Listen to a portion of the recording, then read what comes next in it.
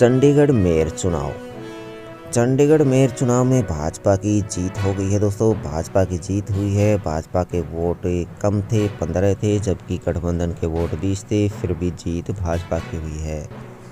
गठबंधन का आरोप है कि बैलेट पेपर पर पेन से निशान लगा करके अमान्य किए गए हैं। चुनाव में हार के बाद रो पड़े आप के प्रत्याशी कुलदीप। ये कुलदीप सिंह हैं जो हार के बाद रो पड़े।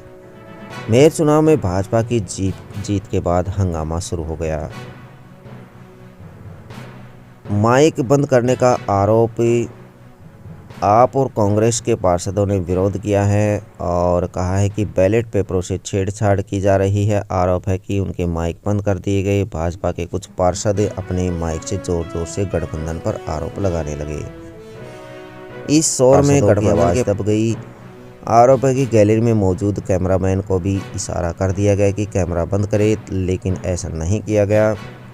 हंगामे के बीच पीठासीन अधिकारी एक एक कर बैलेट पेपर पर साइन करते रहे और थोड़ी देर बाद 8 वोटों को अयोग्य घोषित कर दिया गया।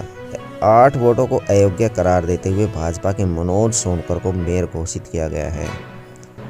बीजेपी के मनोज सोनकर मेयर। पीठासीन अधिकारी ने जैसे ही मेयर की घोषणा की, मनोनीत पार्षद सतेंद्र सिद्धू तुरंत मनोज सोनकर को खींच कर ले आए और मेयर की कुर्सी पर बैठा दिया।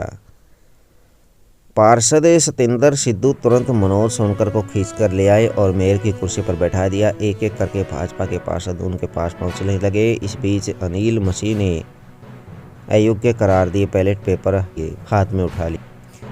कांग्रेस और आप के पार्षद भी मेयर की कुर्सी की तरफ भागे और बगल में पड़े कुछ बैलेट पेपर को उठा लिया, जिसे भाजपा के पार्षदों ने छीनने की कोशिश की। पेपरों की छीना झपटी हुई और अनिल मसीह पीछे के रास्ते से मेयर के दफ्तर में भाग गए।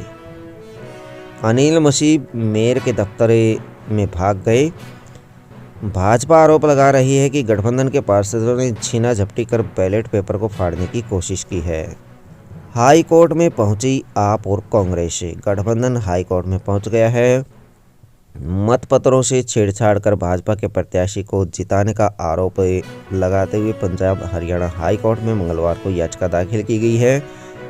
याचिका में मेयर चुनाव की प्रक्रिया को रद्द करने और चुनाव से जुड़ा पूरा रिकॉर्ड सील करने, मेयर के पदभार संभालने पर रोक लगाने, इस पूरी चुनावी प्रक्रिया में धांधली की जांच करवाने और नए सिरे से हाई कोर्ट के रिटायर्ड जज की निगरानी में चुनाव कराने का निर्देश जारी करने की अपील की गई है।